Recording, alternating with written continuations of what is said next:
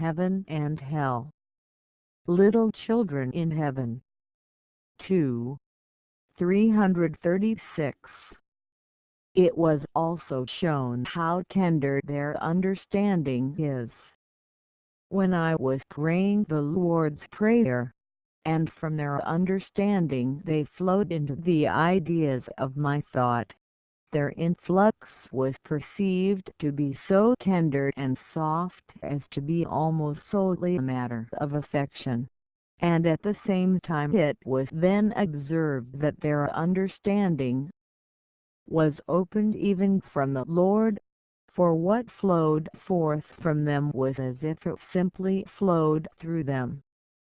Moreover, the Lord flows into the ideas of little children chiefly from inmosts, for there is nothing, as with adults, to close up their ideas, no principles of falsity to close the way to the understanding of truth, nor any life of evil to close the way to the reception of good, and thereby the way to wisdom.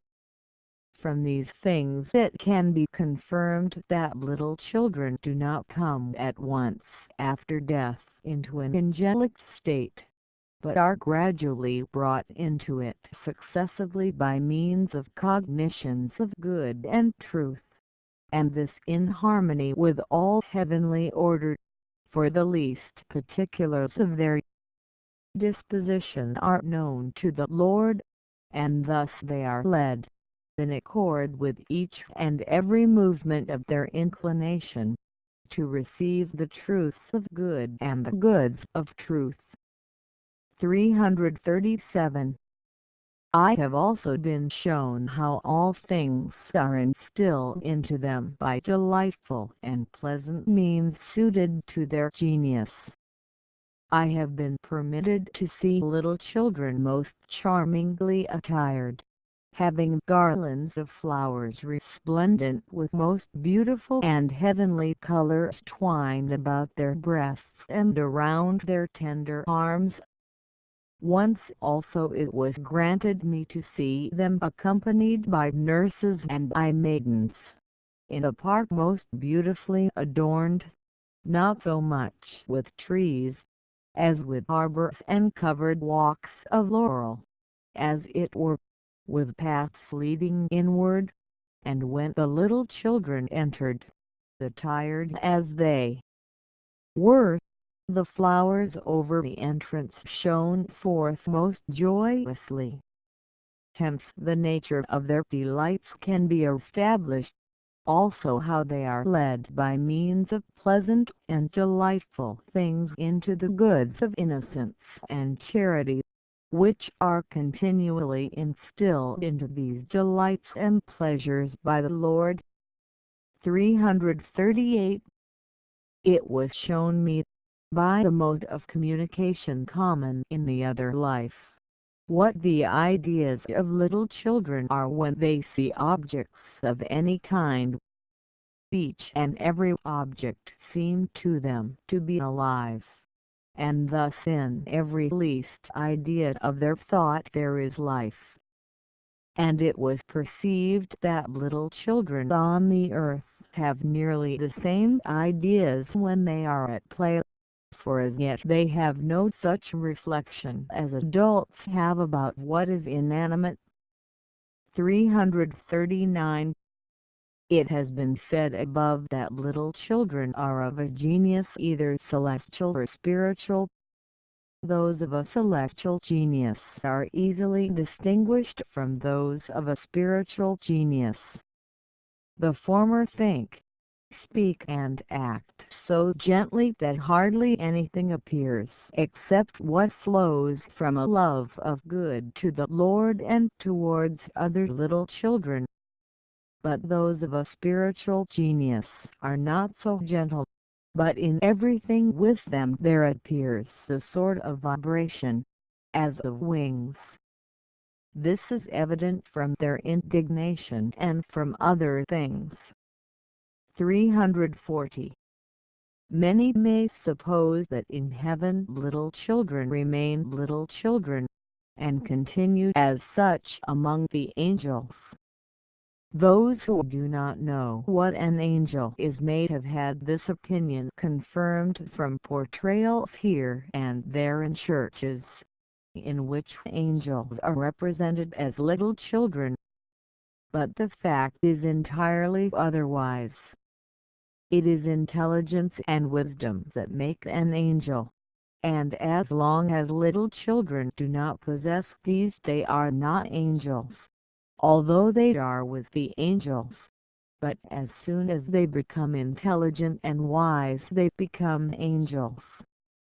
Indeed, I have marveled that they do not then appear as little children, but as adults, for they are no longer of an infantile genius, but of a more mature angelic genius. Intelligence and wisdom bring this about. The reason little children appear more mature, thus is youths and young men, as they are perfected in intelligence and wisdom, is that intelligence and wisdom are essential spiritual nourishment numbers, and thus the things that nourish their minds also nourish their bodies, and this from correspondence. For the form of the body is simply the external form of the interiors. But it should be known that in heaven little children advance in age only to early manhood, and remain in this to eternity. That I might be assured that this is so, I have been permitted to talk with some who had been educated as little children in heaven, and had grown up there, with some also while they were little children, and again with the same when they had become young men. And I have heard from them about the progress of their life from one age to another. Spiritual food is knowledge, intelligence, and wisdom. Thus the good and truth from which these are. Therefore in a spiritual sense everything that comes forth from the mouth of the Lord is food. Because bread means all food in general, it signifies every good, celestial and spiritual, and for the reason that these nourish the mind, which belongs to the internal man. 341. That innocence is a receptacle of all things of heaven, and thus the innocence of little children is a plain for all affections of good and truth, can be confirmed from what has been shown before about the innocence of angels in heaven, namely, that innocence is a willingness to be led by the Lord and not by oneself. Consequently, so far as a man is in innocence he is separated from his proprium, and so far as anyone is separated from his proprium he is in the Lord's proprium. The Lord's proprium is what is called his justice and merit. But the innocence of little children is not genuine innocence, because as yet it is without wisdom.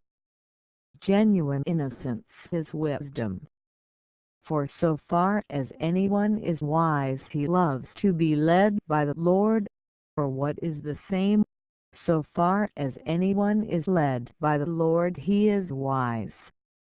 2. Therefore little children are led from the external innocence in which they are at the beginning, and which is called the innocence of infancy, to internal innocence, which is the innocence of wisdom.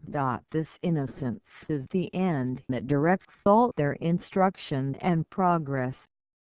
Therefore, when they have attained to the innocence of wisdom, the innocence of infancy, which in the meanwhile has served them as a plane, is joined to them.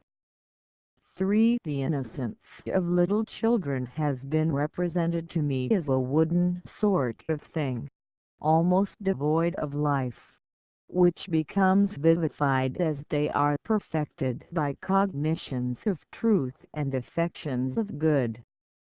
Afterwards, genuine innocence was represented by a most beautiful child, naked and full of life.